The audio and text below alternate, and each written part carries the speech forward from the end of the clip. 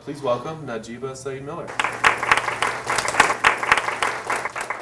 So we live in a very interesting time, in a time where Rumi is the most popular poet in the United States, where Muslim athletes are amongst the most popular in our country.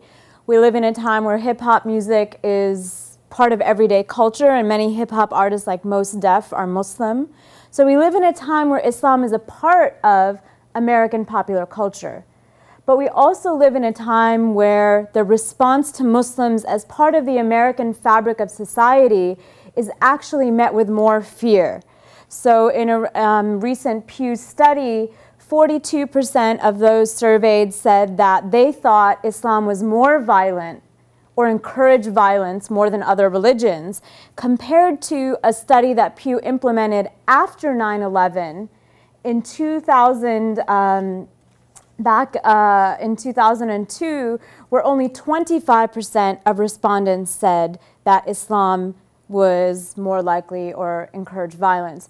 So this is a really fascinating time, a time where you can walk down the street and hear a name like Amina, like Khalid, as part of the everyday names that you experience as an American, but also a time where the response to a religious tradition is actually in an upswing of negativity. So it's really a fascinating time to think about how do we teach about Islam, how do we respond to Islam, and I'm really focusing on Islam in America and Muslims in the American world. So there are two things that, American world, in the American community. So there are two things that I wanted to have us think about. One of them is that Islam and Muslims are not a monolithic community. Islam and Muslims, what Islam are you talking about? Which Muslims are you speaking about? Where are they located? Who are they? Where are they from? What do they believe? So those are some of the questions I want us to think about, and I'm going to walk you through a couple of historical examples and give you a little bit of demographic information about Muslims in America, and particularly Muslims in California. So is Islam a monolith? Should we treat Islam as one huge monolith? Over 1 billion Muslims around the world, do they all agree on exactly the same thing? Are they all the same exact prototypical person? Why is that something applied particularly to Islam very often when we teach as if it's a universal monolith, both of people as well as tradition? So that's the first point I wanted to address. The other is whether Islam came to America through 9/11. Is that when Islam came to America? Is that when we time the consciousness of an American Muslim identity? So that's the second question I want us to ask, because I think that's a question that a lot of us carry in our minds. As Americans, that's the first time many people even thought about Islam. That's the first time Islam became a part of the popular conversation. Is that the way to teach Islam? Is that the way to engage and have a conversation about Islam in America? Is that the starting point? For those of you that are historians, is that the birth of not just the conversation, but the presence of a community in the American consciousness? So since we're talking about pluralism today, I think it's important to get a sense of the American Muslim community. And one of the contested issues is the numbers. We have many different estimates, many different ways of interpreting the numbers. So the numbers go anywhere from 6 million to 12 million, so there's a wide variety of interpretations. And I think that also presents an interesting conversation.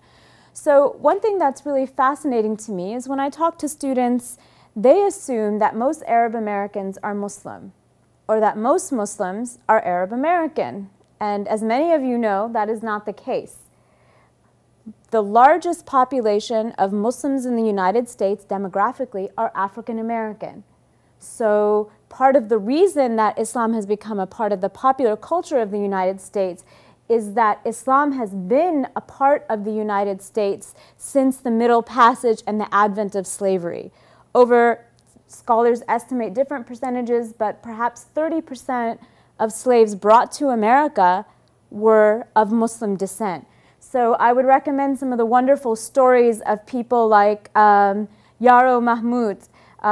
There's a wonderful book written about From a Slave Ship to Harvard. someone who came to America who spoke Arabic, was brought here and was sold into slavery, and after 40 years gained his freedom and became a learned man. But he didn't become a learned man just when he came to America. He was a learned man before he came to America.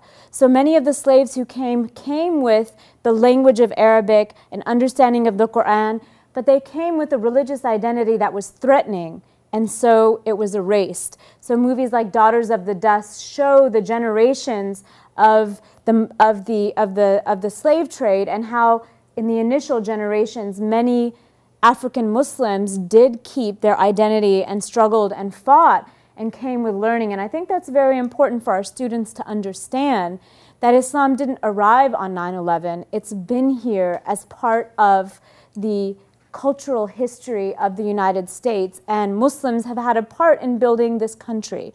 So people like Thomas Jefferson were fascinated with the Quran. For, as you know, some of the Muslim politicians in the United States have used his Quran for their swearing-in ceremonies. So Islam has been in conversation, whether it's through the embodied form of slaves brought to the United States, or some of the founding fathers who were very interested in engaging and having conversations about Islam.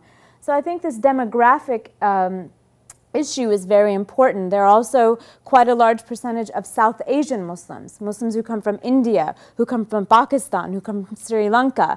So their story and their narrative is often not included.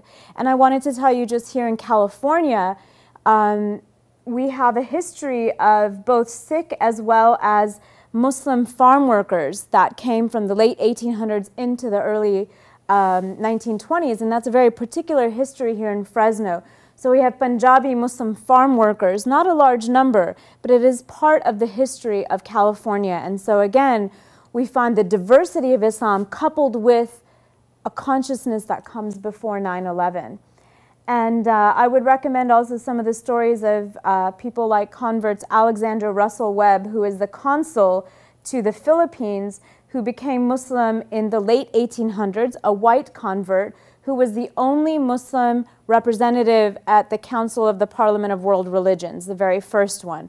So you have an American Muslim speaking on behalf of Islam hundreds of years before many people even often describe Islam as being part of the United States consciousness. So Alexander Russell Webb has done a lot of writing. Some of the oldest mosques in our country are in the heartland, in places like Iowa. So Arab merchants came in the early part of the 1900s and had and established mosques all over the Midwest. I went to visit one of the oldest functioning mosques in the country in Toledo. And so you see these mosques that have been around for generations and celebrate their heritage, celebrate being a part of the community. Another part of the Islamic history and in the United States is the advent of the transition of the Nation of Islam into Sunni Islam, led by Warith Deen Muhammad. And Warith Deen Muhammad had one of the really robust theologies of neighborliness. He believed that every mosque should reach out to people across every tradition and eradicate social problems. And it was really based on a very strong, patriotic American Muslim identity. And so his theology is not as written as much as it is in what we call lived religion. Catherine Albanese's idea of lived religion, how we live religion, is important.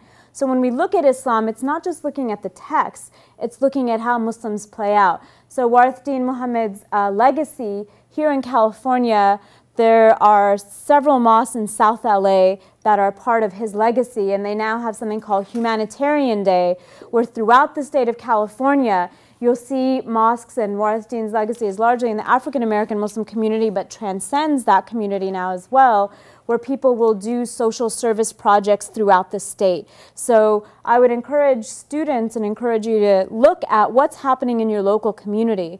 What are people doing to serve? The Islamic Center of Southern California has a soup kitchen every Saturday, and because they're in Koreatown in Los Angeles, most of the people who use the services are those who are from that local community. They're actually not from the mosque itself. Fresno has a wonderful mosque that is open to multiple communities as well. So I just wanted to kind of give you a sense that the diversity of the Muslim community in the United States is very vast, and the history is very long and very deep. And so I mentioned California in particular, and one of the fascinating things about California is we're also finding another phenomenon that California is leading. We lead everything in this state in pluralism, is the rise of Latino Muslims. So you see now mosques having Spanish hours for those that are engaging in their Muslim identity. And Latinos are becoming Muslims for multiple reasons, some of them discovering what they might term their Moorish identity or their ties to what they consider their heritage. Others are converting because of intermarriage. That's another big phenomenon happening in the United States. We're seeing, especially in California, interreligious, interethnic marriages. So you'll see, and more in California than in any other country, at our Muslim youth camps, you'll see someone who's half Filipino, half Indian. I mean, just the mixes of cultural identities. I mentioned Islam in America is the most ethnically diverse community. Muslims in America are the most ethnically diverse religious community. So when you see someone who's a Muslim, they may not look like me, they may look completely different. So to assume that there's any one ethnic identity for a Muslim is very problematic. So that means when people come into Islam or are Muslim, they bring also with them all of the challenges that their racial identity might have as well. So we find that the stress levels and discrimination for someone who is an African-American Muslim, they have multiple identities that might be used against them. So just keep that in mind, that in addition to one's identity that's religious, because Muslims are the most ethnically diverse community, the conversations within the community are very robust around social justice. Many South Asian Muslims who've come to the United States are among the most wealthy and educated. And then we have other communities that are struggling at survival level. And even within the South Asian community, we have recent immigrants that have come who are far less economically advanced because they're not coming with degrees, they're not coming on visas as medical doctors, they're coming as taxi drivers. So just imagining the vast diversity within the community is very important because there really are not a monolith. So I wanted to just give you 3 examples of people that I'm aware of, that I know or have had some engagement with, who kind of represent Islam and in ways that our students don't often think of. 2 of them are from California, one of them we've all heard of. And I think the story of Muhammad Ali as a boxer is often told. I wanted to talk about 3 virtues that the Muslim community really emphasizes: justice, mercy, and excellence. And justice, the word that's used in Arabic is adl. And Muhammad Ali's history as a civil rights advocate, as an anti-war activist, as someone who worked on behalf of issues of poverty, issues of race, concern for international human rights, is vast. I don't think our students, and I don't think many Americans, know the amount of work he's done both as a boxer, but throughout his lifetime standing up for justice. And if you hear why he's done it, it's always been because of his belief as a Muslim and in his religious identity. So thinking about social justice, many individuals engaged in the civil rights movement were Muslims. So my students are often surprised to find that out. So this idea of social justice as an intrinsic Muslim community value is very important, and Muhammad Ali's story, I think, is very helpful. There's another value or virtue that many Muslim communities emphasize, and it's that of mercy, of rahmah, the idea of someone embodying mercy. And I wanted to give you the story of a particular California individual who's written a book. His name is Azam Kamisa. I don't know if you know his story. He lives in San Diego. His son, Tariq, was shot. And Azam could have made the choice to do retribution. What he did was to choose restorative justice. He met with the family of the person who had shot his son. And together, Azam has set up the Tariq Kamisa Foundation, and they are now one of the largest nonprofits doing reconciliation all over the state of California. So he has a beautiful book that comes out talking about his Muslim teachings around mercy and meeting the family, meeting the person who killed his son, and doing reconciliation. So he's really a peacemaker here in California, a South Asian Muslim American, someone who represents a voice and an identity that works across lines, and he's worked a lot on interracial reconciliation too in San Diego. So this idea of mercy and Azim Khamisa's journey of mercy as a Muslim to reach out when there has been so much pain. The third example I wanted to talk about was excellence, or this idea of ihsan, that when you do something as a Muslim, it is to be done with the most excellent demeanor, to represent excellence. And in Los Angeles, we have a wonderful peacemaker named Akil Bashir. He received the 2010 California Peace Prize and just came out with a book called Peace in the Hood. So Akil's book talks about his work as a peacemaker in conflicts in South Los Angeles and all over the world now. He's one of the most sought after, the word is often used gang interventionist. I use in my research and my work urban peacemaking. He's one of the most sought after trainers in the country to go in and work with communities that are dealing with gang violence. So Akil is someone who comes in and does the training. And so if you ever hear him speak, he always talks about excellence, being the best at what he does, embodying the best.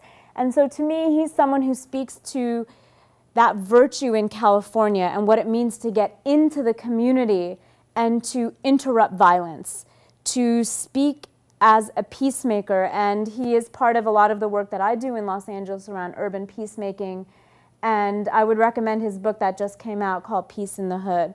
And there's a really excellent resource that I wanted to end with. It's called the Islamic Networking Group. They have a high school curriculum on Islam in America, and they highlight some other wonderful leaders.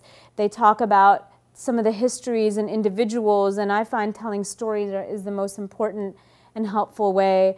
Really dating Islam far earlier than is often talked about in narratives, and far deeper than is often described in our media and in the ways that we think about Islam in America. So thank you for this opportunity, and I hope you have a chance to deconstruct the idea of Islam as one group of people that all look alike and agree, and also the idea that Islam in America is not a fabric of this society, but it is and has been and will be and continue to contribute generatively, both as Muslims engage in mercy, in acts of excellence, and as leaders in social justice in your community and nationally as well.